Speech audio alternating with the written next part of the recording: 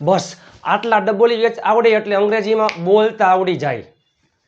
હુ એટલે કોણ કર્તા તરીકે આવે, વાક્યની શરૂઆતમાં આવે। હુ ઓલ એટલે કોણ કોણ। વોટ એટલે શું, નિર્જીવ કર્મ વસ્તુ તરીકે આવે।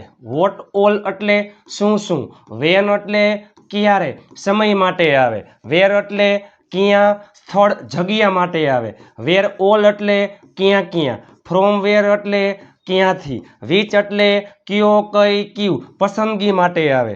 ઇન વિચ એટલે કેમાં। હુઝ એટલે કોનો કોના કોની કોનું, માલિકી માટે આવે। વાય એટલે શા માટે, કારણ માટે આવે। હાવ એટલે કેવી રીતે, કેમ, રીત જાણવા માટે આવે।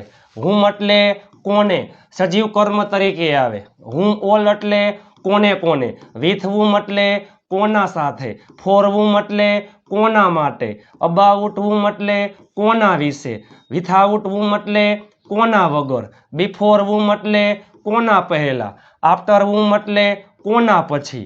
હાઉ મેની એટલે કેટલા, સંખ્યા માટે આવે, ગણી શકાય। હાઉ મચ એટલે કેટલું, જથ્થો પ્રવાહી માટે આવે, ગણી ન શકાય। હાઉ ફાર એટલે કેટલું દૂર, અંતર માટે આવે।